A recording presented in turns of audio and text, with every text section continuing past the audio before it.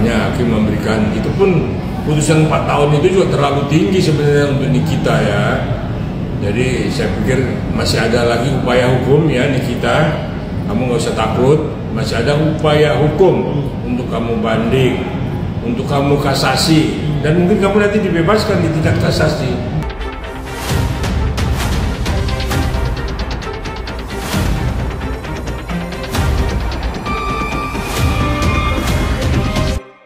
Niki divonis 4 tahun dan denda 1M, Abang menilai dan melihatnya sebagai praktisi hukum ini sudah super diskon atau super ringan yang diberikan majelis hakim ke Niki atau gimana Bang? Karena kan tuntutan 11 tahun denda 2M. Ya, saya pikir memang hakim melihat ini, itu tuntutan 11 tahun sih memang nggak wajar ya dengan kasus yang seperti ini kan.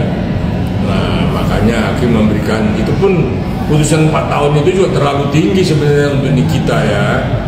Jadi saya pikir masih ada lagi upaya hukum ya Nikita, kamu nggak usah takut, masih ada upaya hukum untuk kamu banding, untuk kamu kasasi, dan mungkin kamu nanti dibebaskan di tingkat kasasi. Jadi nggak perlu takut, karena memang itu kemarin jaksa JPU-nya itu saya nggak tahu kena apa, entah mabok, entah teler dia, kok bisa 11 tahun, kita juga kaget ya. Kasus korupsi aja tidak seperti itu ya, cuman 4 tahun, 5 tahun ya. Nah ini kok langsung 11 tahun, ada apa dengan Reza Gledis kan? Nah ini yang memang mudah-mudahan tidak semua oknum JPU seperti itu. Yang kasihan nih kita, dia kan juga punya anu lah ya, artinya cukup populer lah, dia kan selebriti ketimbang dengan pedagang si Reza Gledis yang memang ya saya nggak tahu lah itu kenapa bisa ada deal 4M itu kan, berarti kan ada sesuatu yang memang disepakati oleh Nikita dengan Reza Gledis. Nah tapi ternyata itu jadi laporan pemerasan ya, dan terbukti memang, cuman seperti apa itu yang memang sebenarnya mesti diungkap lagi. Nah maka kalau ada gugatan wan prestasi dari Nikita kepada Reza Gledis ya lakukan, supaya itu juga nanti bahan masukan ketika nanti Nikita banding ataupun kasasi. Bang, tapi banyak yang menilai putusan majelis hakim ada apa nih kok dari 11 jadi 4, kayaknya benar-benar ringan banget kan, harusnya kan ya seperti kan 7 ya, tahun. Nanti dulu. Jadi hakim melihat itu kan, satu mungkin Nikita ini siapa, punya anak. kedua kasusnya juga bagaimana, kalau 11 tahun itu bagaimana ceritanya, kan aneh. Kayak JPU nggak bisa nuntut 4 atau 5 tahun, dan majelis hakim juga kan bingung, kok 11 tahun, kaget juga dia kan.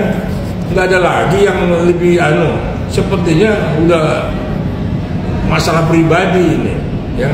Nah itulah yang saya melihat, saya dukung Nikita, kamu nggak usah takut ya.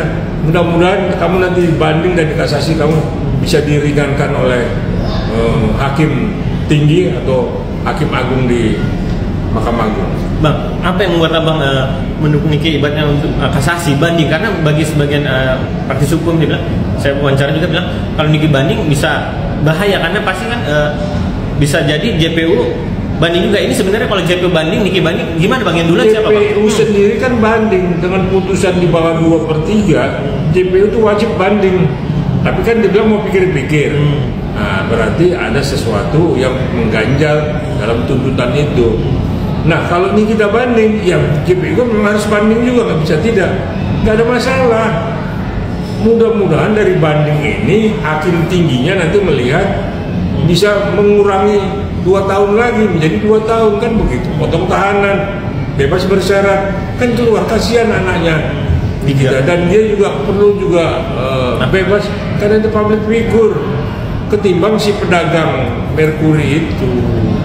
Bang, tapi sebenarnya prosedur seperti apa sih bang terkait JPU duluan yang banding, kan dikasih waktu oleh majelis hakim, atau Niki setelah JPU banding baru Niki banding, atau gimana sih bang? Enggak, kalau tuntutan dan tuntutannya tinggi, putusannya rendah, maka hukumnya di hukum acara ya di kejaksaan itu JP itu wajib untuk melakukan banding. Kalau nggak diperiksa tuh JPU-nya, kenapa juga banding? Padahal itu kan di bawah 2/3.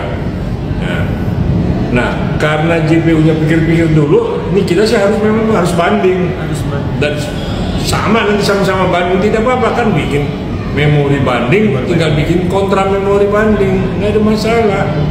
Nah, tinggal bagaimana nanti majelis hakim tinggi melihat kasus ini wajar nggak sih 4 tahun, perlu diturunin nggak? Saya yakin pasti diturunin. Apa yang buat abang yakin? Apalagi tadi abang bilang Niki bisa bebas, karena itu harapan dari keluarga sendiri yang dari adiknya ingin mengajukan banding. Kalau bebas onslat tidak, kan di awal itu tidak ada onslat, jadi dia akan dikurangi. Misalnya dia dikurangi 2 tahun, dia potong dalam tahanan, kan urutannya kan gitu, potong masa tahanan di dalam kan beberapa lama kan, 8 bulan lebih. Terus dapat bebas bersyarat dan berkelakuan baik, ya bebas dong. Tapi bukan bebas karena dia tidak terbukti, dia udah terbukti, maka dia udah jalani hukumannya. Nah, itulah yang membuat dari pihak RG sendiri ya mengatakan dia tidak mempermasalahkan vonis dari majelis hakim yang 4 tahun dan 9 tahun. Yang penting Niki dinyatakan bersalah. Ya, itu ada pemerasannya. Kalau itu dipersoalkan, pengacara juga nggak. Ini pengacaranya cukup ngerti, ya. Yang jelas Nikita sudah bersalah. Tinggal kata mencari si O, inisial O itu siapa? Dr. O. Ya, itu tinggal itu. Ya silakan. Tapi yang jelas Nikita sudah terbukti bersalah, maka divonis 4 tahun. Nikita punya hak dong untuk memang hukumannya dikurangi, yaitu nanti di pengadilan tinggi atau nanti di tingkat kasasi. Itu punya upaya hukum. Jadi bukannya tidak ada lagi upayanya, masih banyak. Ada PK kalau perlu. Nah, jadi saya pikir Nikita nggak usah terlalu berkecil hati, semangat, Bang, berbuat yang terbaik. Bang, terakhir terkait pertimbangan majelis hakim ada 2, yaitu pertama yang memberatkan, yang kedua meringankan. Yaitu mengatakan kalau memberatkan itu karena Niki sudah residivis, karena sebelumnya sudah pernah dipidana di penjara. Dan yang meringankan karena dia punya 3 orang anak yang harus dinafkahi. Abang setuju dengan putusan majelis hakim? Ya, saya pikir putusannya itu ya Pak Majelis Hakim itu juga terlalu tinggi ya, harusnya di bawah 4 tahun lah. Ini kan tapi udah terlanjur, mungkin itu juga ada sandingan juga ya, artinya antara debat sesama majelis ya akhirnya disepakati 4 tahun. Ya udah, saya cuma menyampaikan jalanin aja yang baik. Kalaupun persidangannya ada yang memberatkan dan ada yang meringankan, itu udah kata-kata biasa lah. Itu pelipur lara PHP ya. Lo karena pernah residivis, tapi lo punya beban, tanggung jawab anak segala macam dan berkelakuan baik. Sekalipun kemarin dia mau menyalami majelis nggak mau. Itu bukan berarti dia nggak suka, cuman memang tidak layak ya, karena hakim yang memutus Nikita sebagai terdakwanya sekarang sudah jadi terpidana. Jadi pesan saya, Nikita jaga kesehatan, tetap berbuat yang terbaik dan banyak berdoa. Terima kasih.